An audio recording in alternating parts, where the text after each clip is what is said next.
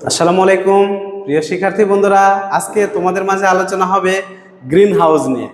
আসলে গ্রিন হাউসটা কি জিনিস এটা সঠিকভাবে যদি ধারণা না থাকে তাহলে তোমরা সঠিকভাবে এর উত্তরটাও দিতে পারবে না। আমরা দেখি যে অনেকে অনেকভাবে বানায় বানায় মন গড়া উল্টাপাল্টা কথা লিখে দেয়। তো আজকে তোমরা ফুল ভিডিওটা মনোযোগ সহকারে দেখো, আশা করা যায় গ্রিন হাউস সম্পর্কে আর কোনো ধারণা উল্টাপাল্টা কিছু থাকবে না। যাই হোক, গ্রিন হাউস দুইভাবে, একটা হচ্ছে প্রাকৃতিকভাবে, ওইটা আমি পরে আসতেছি। এই প্রাকৃতিকটার উপর ভিত্তি করে মানুষের তৈরি কিছু গ্রিন হাউস তৈরি করে, সেটা হচ্ছে শীত প্রধান দেশে, যে দেশগুলোতে প্রচণ্ড ঠান্ডা এবং এই ঠান্ডার কারণে তুষার পড়ে, রাতের বেলা ঘুমাই, সকালবেলা দরজা খুঁজে পাই না, বরফ জমে গেছে। এই রকম দেশগুলোতে ঠান্ডা পাওয়াটা খুবই কমন জিনিস, কিন্তু ওই অবস্থাতে গরম পাওয়াটা খুব কষ্টকর। তো মানুষ এই ঠান্ডা বা শীত প্রধান দেশগুলোতে কিভাবে একটু গরম পাওয়া যায়, আরাম পাওয়া যায় এবং সবজি চাষ করা যায়, ছোট ছোট উদ্ভিদগুলোকে বাঁচিয়ে রাখা যায় এবং কিভাবে তাপমাত্রাটা নিয়ন্ত্রণ করা যায়, এই জন্য আবিষ্কার করেছে কাঁচের ঘর। কাঁচের ঘরে কিভাবে কাজ করে একটু দেখো। এখানে আমি যদি এখানে একটা ঘর আঁকাই, সেই ঘরের মধ্যে কিছু উদ্ভিদ লাগানো আছে, খেয়াল করে একটু।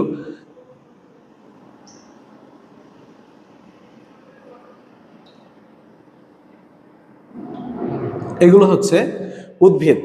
তাহলে এখানে যদি সূর্য থাকে তাহলে এই সূর্যের আলো অবশ্যই এই ঘরের মধ্যে প্রবেশ করবে। তো তোমরা জানো যে সূর্যের আলোগুলো তরঙ্গ আকারে, ঢেউ আকারে প্রবেশ করে। তাহলে এখান থেকে তরঙ্গ আকারে সূর্যের আলো এর ভেতরে আসতেছে, বিভিন্ন দিক থেকে তরঙ্গ আকারে এই ঘরের মধ্যে প্রবেশ করছে। তাহলে এর দেওয়ালে, কাঁচের ঘরের দেওয়ালে ছোট ছোট ছিদ্র থাকে, যে ছিদ্র আমরা খালি চোখে দেখতে পাই না, কিন্তু এই ছিদ্রগুলো দিয়ে আলো প্রবেশ করতে পারে। এই কারণে দেখো যে এই কাঁচের মধ্য দিয়ে, এই ছিদ্র দিয়ে আলো প্রবেশ করেছে। যখন অসংখ্য সূর্যের আলো বা তাপ এর মধ্যে প্রবেশ করে, তখন এই সূর্যের আলোর সাথে বিক্রিয়া করে শ্যালক সংশ্লেষণ প্রক্রিয়ায় গাছ খাদ্য শোষণ করে। তাহলে একটু খেয়াল করো, যদি আমাদের 100 জুল তাপ এই ঘরের মধ্যে প্রবেশ করে, 100 জুল তাপ থেকে কি 100 জুলই থাকবে? কিছু পরিমাণে উদ্ভিদ খেয়ে নিবে। মনে করো 10 জুল, 10 জুল তাপ এই উদ্ভিদগুলো তাদের খাদ্য তৈরির জন্য সেখান থেকে ব্যবহার করেছে। তাহলে 10 জুল তাপ যদি ব্যবহার করে, তাহলে এখানে আর 100 জুল থাকবে না, তখন থাকবে 90 জুল।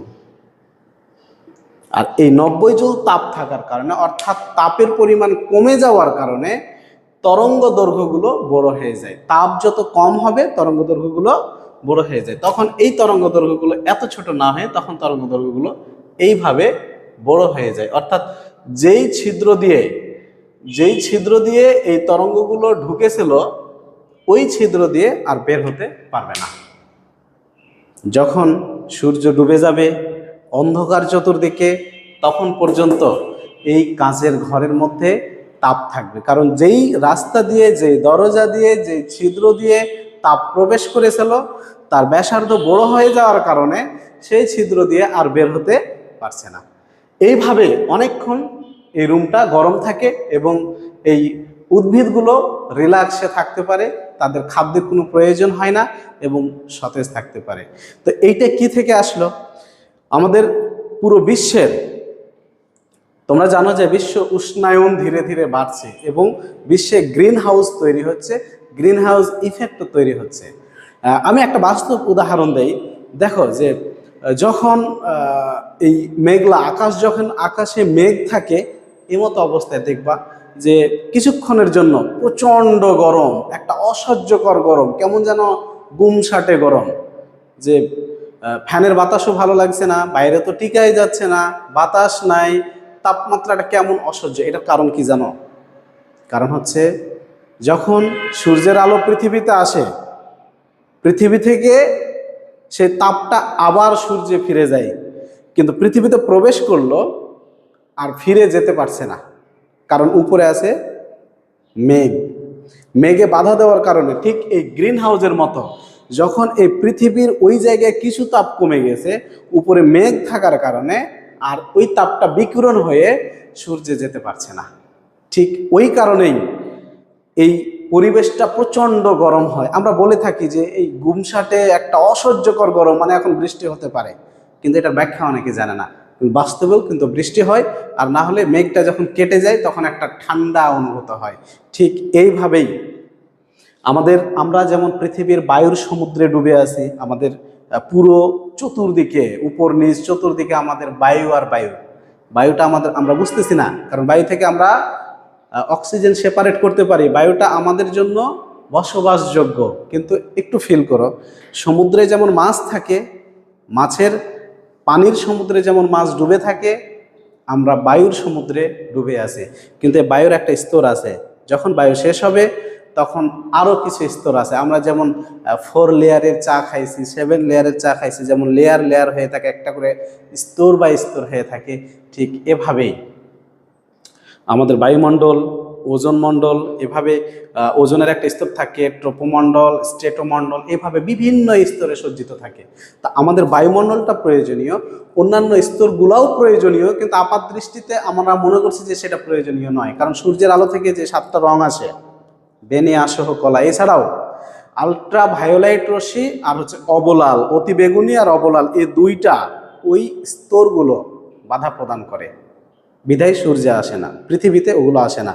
যদি পৃথিবীতে এই অতি বেগুনি রশ্মি আর এই অবলাল রশ্মি অনবরত আসতো, তাহলে মানুষ সহ পৃথিবীর সকল প্রাণী অটিস্টিক, বিকলাঙ্গ হয়ে জন্ম নিত সবাই।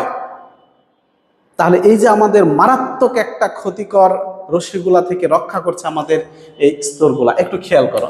তাহলে আমাদের এই ওজোন মণ্ডলের উপরে যে বায়ুমণ্ডলের উপরে যে বিভিন্ন স্তরগুলো আছে, এই সূর্য থেকে তাপ আসার সময় এই স্তরগুলো দিয়ে তাপ প্রবেশ করে পৃথিবীতে। এগুলোতে ধরো বিভিন্ন গাছপালা আছে, এটা পৃথিবী। যখন প্রবেশ করে এই ফিরে যাওয়ার সময় কিছু তাপ কমে যায়, ঠিক এই গ্রিন হাউসের মতো। তখন যা ঢুকে আর বের হতে পারে না। প্রতিদিন এই 5 জুল 6 জুল এইভাবে করে অল্প পরিমাণের তাপ থেকে যায়। এই থাকতে থাকতে থাকতে থাকতে এক সময় বিশ্বের উষ্ণায়ন বাড়তে থাকে, পুরো বিশ্বটা গরম হতে থাকে। এবং গরম হলে কি হবে, আমাদের অ্যান্টার্কটিকা মহাদেশে যে বরফের পাহাড়গুলো আছে, ধীরে ধীরে যখন গরম হবে এই বরফগুলা গলতে শুরু করবে। আর বরফ যখন গলে যাবে তখন পানিগুলা চতুর্দিকে ছড়িয়ে পড়বে, সমুদ্রের উচ্চতা বেড়ে যাবে। আর সমুদ্রের উচ্চতা যদি বেড়ে যায় তাহলে পুরো যতগুলা স্থলজ আছে, যতগুলা দেশ আছে, সবগুলো পানিতে তলিয়ে যাবে। আর এইটাই হচ্ছে বিশ্ব উষ্ণায়ন এবং তার ইফেক্ট।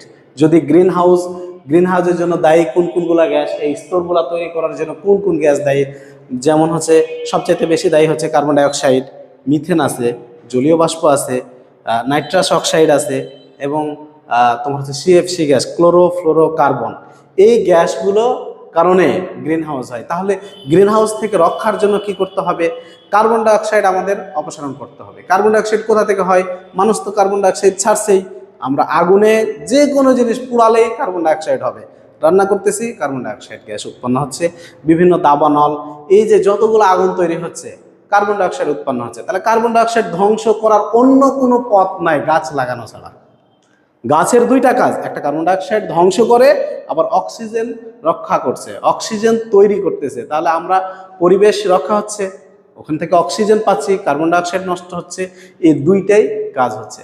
তো যাই হোক প্রিয় ছাত্রছাত্রীরা, তোমরা গ্রিন হাউস বাসাতেও দেখতে পারবা যদি একটু খেয়াল করো। যাদের রুমে থাইয়ের পরিমাণ বেশি আছে, এই প্রখর রোদ যখন হবে, থাই যখন লাগাই দিবা, তখন দেখবা যে সূর্যের আলো ভেতরে ঢুকতেছে, ঢুকতে ঢুকতে থাই যদি না খুলো, দেখবে যে বাইরের তুলনায় তোমার রুমটা অত্যন্ত গরম হয়ে গেছে। এবং সূর্য যখন ডুবে যাবে, বিকাল, সন্ধ্যা, রাত, তারপরেও তোমার রুম গরম হয়ে আছে যদি থাই না খোলো। কারণ সেখানে যেই তাপ ঢুকেছিল, তাপ শোষণ করে নিয়েছে, তাপ শক্তি অন্য শক্তিতে রূপান্তরিত হয়ে গেছে, ওই তাপ আর বের হতে পারছে না, এভাবে এই রুমটা গরম থাকে।